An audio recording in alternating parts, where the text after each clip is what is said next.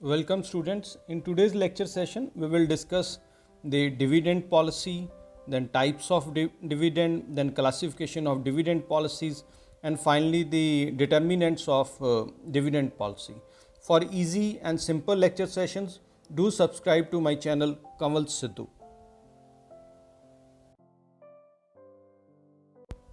Now let's first define the term dividend. So the term dividend basically refers to the part of profits of a company which is distributed by the company among its shareholders after the execution of retained earnings. So we can say it is the reward of the shareholders for investments made by them in the shares of the company. So dividends which are paid in the ordinary course of business are known as the profit dividends, while the dividends paid out of capital are known as the liquidation dividends. So we can conclude that dividend is basically the return that a shareholder gets from the company out of the profit on its shareholding. So this was the definition of dividend. Now let's define the term dividend policy. So the dividend policy basically refers how the dividend should be paid to the shareholders. It determines the division of earnings between the payments to shareholders and retained earnings. Basically, when the business organization designed a dividend policy, it involves two basic questions: that what fraction of earning should be paid and as a dividend, and how should the firm maintain a steady and stable dividend growth rate. So basically, we can conclude that dividend policy decides what proportion of the profit will be paid as dividend and what will be retained as the earnings in the business organization. Next comes the importance of dividend policy.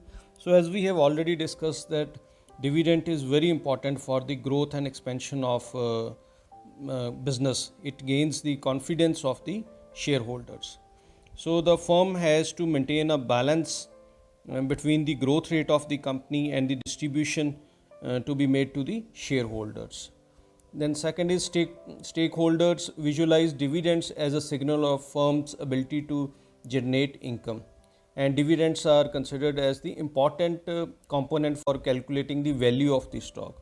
So we can say that dividend policy plays an important role in determining the value of a business firm. Then dividend policy influences the future plans. The decision to pay dividend is independent of the investment decision, and dividends are indirectly influenced by the external financing plans of the business organizations. For example, a decision to pay high dividends will leave less internal funds for reinvestment of a firm, and this could force the firm to generate funds for the new stock or bonds in future. So in turn, external financing can change the firm's capital structure and cost of capital. Then second, it creates a balance. So balance between the long-term financing decisions and the wealth maximization is important part of dividend policy. Then market retained earnings helps the firm to concentrate on growth, expansion and modernization of the business. The market price gets affected if the dividends are paid less or more. So we can conclude that financial structure, the flow of funds, corporate liquidity, stock prices and growth of company and investors' satisfaction are important part of dividend policy formation. Now let's discuss the types of dividend. The first is dividend based on the type of shares. The first one is equity dividend. So dividend paid on equity shares is known as the equity dividend, and rate of dividend in this case is not fixed. It basically depends upon the recommendation of the directors, which in turn depends upon the profit and future requirement of the funds of the company. Then second is the preference dividend. So it is the dividend paid to preference shareholders. The preference dividend is paid at a predetermined rate, and like the equity shares, dividend on preference share is also recommended by the board of directors. So as the name suggests, preference dividend gets priority over the equity dividend. Then second type is on the basis of mode of payment. The first one is cash dividend. So in this case mostly the dividend is paid in cash. Then second is the bonus or a stock dividend. So stock dividend means the issue of bonus shares to the existing shareholders. Then is the bond dividend. So bond dividend basically is a promise to pay the shareholders at a future specific rate. So in this case, the company, if the company does not have sufficient funds to pay dividends in cash, it may issue notes or bonds for amounts due to the shareholders. Then is the composite dividend. So when the dividend is paid partially in the form of cash and partially in some other form, it is known as the composite dividend or the combination dividend. Then is the property dividend. So property dividends are paid in the form of some assets other than cash, and these are not much popular in India. Then the third type is on the basis of time of payment. So first one is interim dividend. So generally dividend is declared at the end of the financial year, but sometimes company pays dividend before it declares the dividend in its annual general meetings. So in other words, we can say that the dividend paid between two annual general meetings is known as the interim dividend. And generally it is paid when company's board thinks that the company has earned sufficient or a huge profit. Then we can say that interim dividend is treated as the advance payment dividend. Then second is the regular dividend. So as the name itself suggests, the dividend declared in the annual general meeting is known as the regular dividend, and every year the company declares its dividend at a particular specific time period, and that is in the annual general meeting. Then the third is special dividend. So a sound dividend policy should be formed in such a way that the rate of dividend should not be changed frequently from time to time. But the basic purpose of this special dividend is basically to convey that the shareholders that this dividend is only paid for this year and will not be paid for the next year or coming years. So this is the special dividend. As we have already discussed that a dividend is basically a distribution to shareholders out of the profit or the reserves available with the company. So based on this, we can classify the dividend policy into basically four types. The first one is regular dividend policy. So in this case, payment of dividend is at a usual rate is in terms of the time period, which is known as the regular dividend policy. So the investors such as the retired people or economically weaker persons prefer a regular dividend policy, as it helps the company to create a confidence among the shareholders. It establishes a profitable record of the company, or we can say it stabilizes the market value of shares of the company. However, it must be remembered that regular dividends can be only maintained if the company has stable earnings. So a company should establish a regular dividend at a lower rate as compared to the average earning of the company. Then second is stable dividend policy. So it means the payment of certain minimum amount of dividend regularly.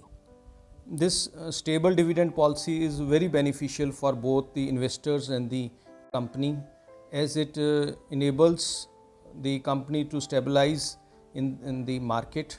So value of the shares also stabilize, and it is the sign of continued normal operations of the company, and it creates the confidence among the investors. Then the third is irregular dividend policy. So this is basically the policy which some companies follow due to uncertainty in their earnings, then unsuccessful business operations and lack of liquidity sources. And the last one is some companies have no dividend policy.